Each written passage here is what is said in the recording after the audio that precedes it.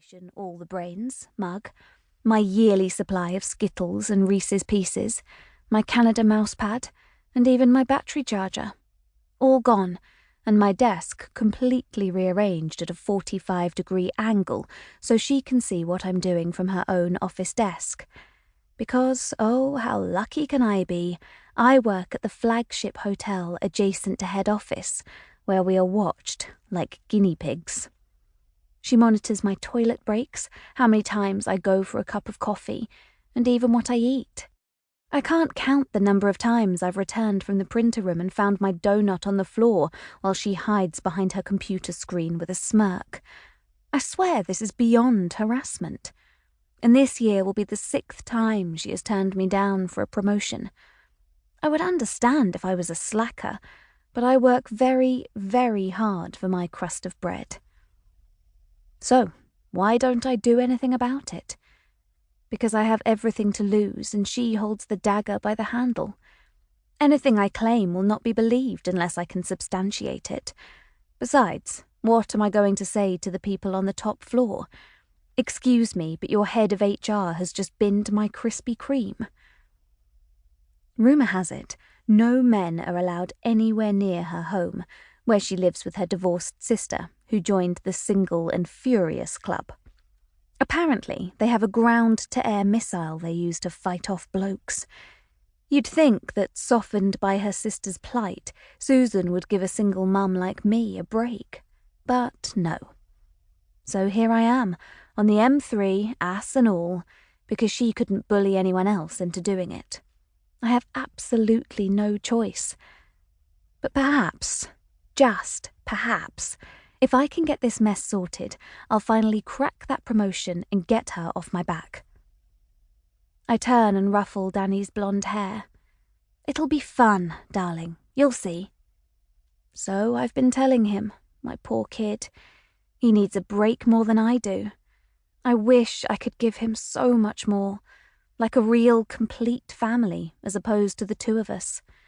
Mum and Dad are always trying to pair me off with sons of their friends whenever I'm up there, probably in the hope that I'll move back. And when they're not doing that, they're asking me if Mark has phoned recently, and when was the last time he saw my son, etc., etc. And the answer is usually a couple of years ago. I'm on my own, and it's fine. Sometimes, I'll admit, during my weaker moments, I start thinking that I should find someone new, and that maybe I should just take my parents up on their offer, enjoy the free babysitting and all that. Because, seriously speaking, I've had enough of London, our tiny flat and our even tinier finances, and would like nothing better than to settle down in a quaint little village like, I check my map again, Little Kettering, and maybe even forget the hotel career altogether to return to my love before Danny, i.e. pottery throwing. I used to have my own stall in Covent Garden, just fresh out of art school and way into my pregnant and abandoned state. You should see those particular pieces.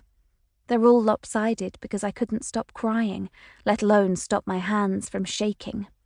I'd get up in the middle of the night, suddenly wired and worried, ease my huge belly behind the pottery wheel, and let my imagination run wild, conjuring up images of Mark.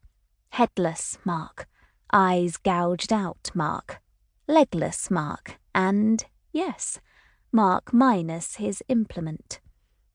It was the only thing that would make me giggle uncontrollably, until I cried just as uncontrollably, for nights on end.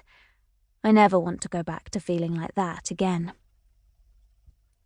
And once Danny was born and I was on my own, it rapidly became clear to me that I needed a stable income in order to take care of my son. So I sold my pottery wheel and my kiln and applied for this job, and I haven't thrown any pottery since. I don't even know if I'm still capable.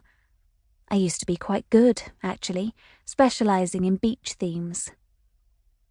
And now I can almost see my future self, with my own little shop and a makeshift sign reading, "Come in, we're open."